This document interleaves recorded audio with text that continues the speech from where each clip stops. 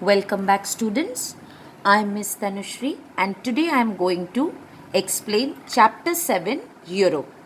Europe has united under the common union called the European Union.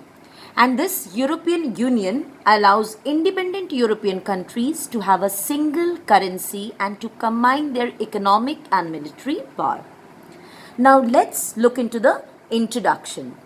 Europe has been home to some of the earth's greatest civilizations from ancient Greece to the Roman Empire. Democracy was born in this part of the world. World War I and World War II were the major turning points in the history of Europe. It is one of the world's 7 continents. And this continent is home to more than 40 countries. The natives of these countries, they belong to different cultural groups and speak a variety of languages. Now we'll look at the location and boundaries of Europe. The exact boundaries of Europe are not clearly defined, and it is very difficult to say whether islands and countries like Greenland, the Arctic islands, Turkey and the Transcaucasian republics are part of Europe or not.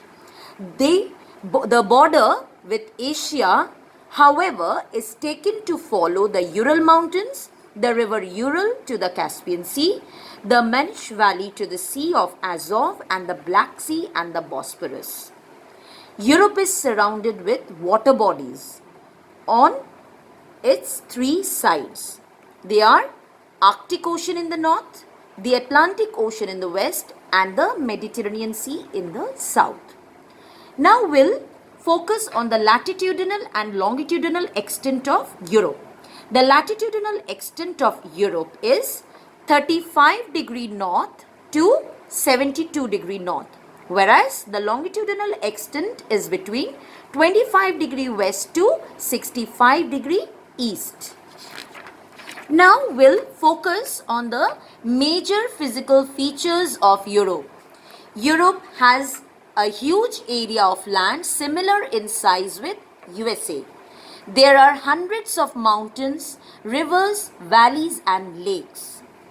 Europe's landscape has 3 layers: highlands in the far north, a broad central lowland plain and a more mountainous south. Europe can be divided into 4 major physical regions, which includes northwestern uplands, North European plain, central uplands and alpine mountains.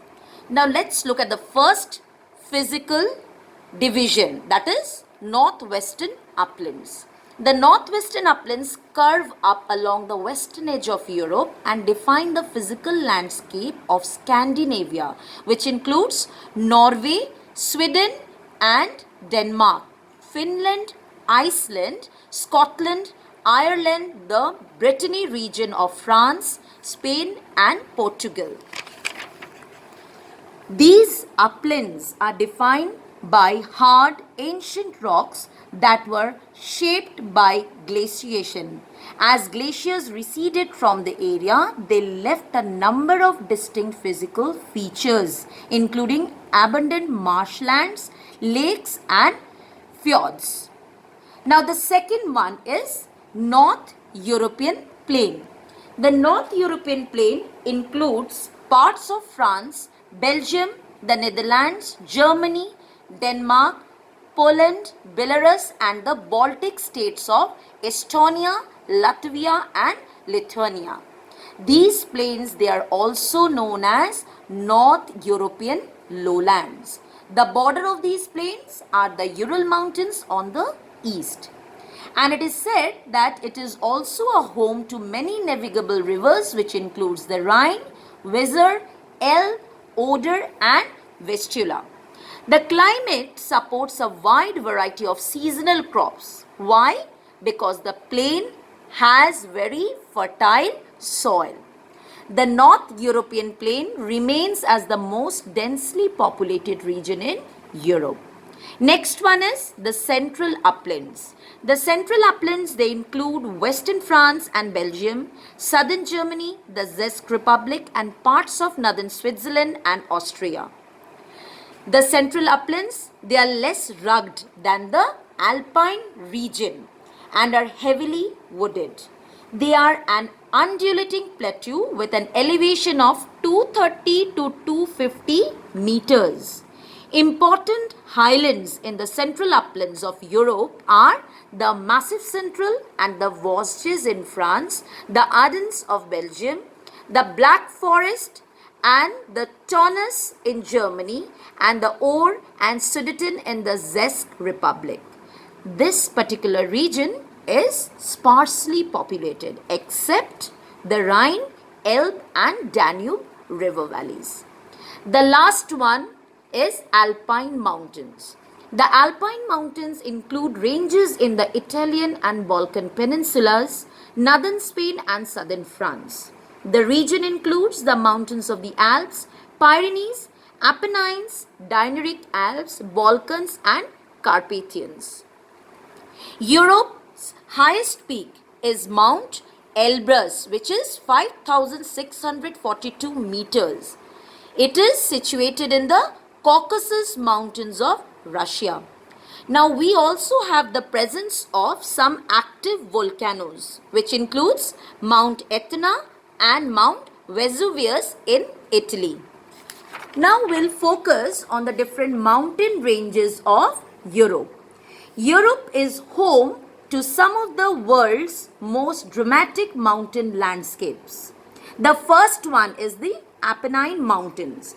Apennine Mountains start from Cadibona Pass in the northwest, close to the Maritime Alps, and they form a great arc which extend as far as the Egadi Islands to the west of Sicily.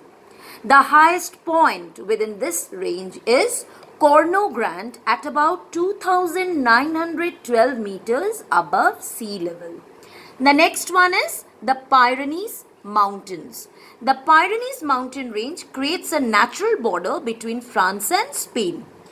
The range extends for about 435 kilometers. It runs from the Atlantic coast in the Bay of Biscay to the Gulf of Lion on the Mediterranean coast. The highest point in the range is Aneto Peak at around 3,404 meters above sea level. The Pyrenees is also said to be the home to several national parks and nature reserves. The largest and most famous is the Pyrenees National Park, created in the year 1967. Next mountain range is the Alps. The Alps are the youngest and highest mountain system in Europe. They stretch across the western and southern part of the continent in a broad arc. And the mountain range starts near the Mediterranean Sea on the border between France and Italy. Then it curves north and eastward through northern Italy, Switzerland, Germany, Austria, etc. This 1,095 kilometer range includes several high peaks, with Mont Blanc at 4,810 meter being the tallest. The Alps, they are made up of crystalline rock, limestone and other sedimentary rocks. Now the next mountain range is the Carpathian Mountains. The Carpathian mountain range, it is made up of young mountains that extend in a crescent shape through several countries.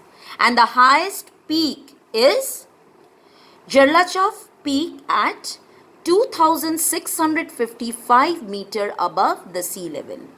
These mountains, they form a border between Slovakia and Poland. They are made up of sandstone, shell and crystalline rocks. The very important mountain range in Europe is the Ural Mountains. Ural Mountains, they are located in Russia. They stretch from roughly north to south from the Arctic Ocean down to central Russia, where the Ural River flows. The southern part of the mountain, it reaches northern Kazakhstan. Their highest peak is Mount Narodnaya, which peaks at 1895 meters above sea level. The Urals are traditionally used to separate the easternmost boundary of Europe from Asia. On the west of the Urals lay the European prairies of Russia, while on the east spans Siberia for thousands of miles up to the Pacific Ocean. They are rich in a variety of minerals, ores, precious stones, oil and coal. Thank you.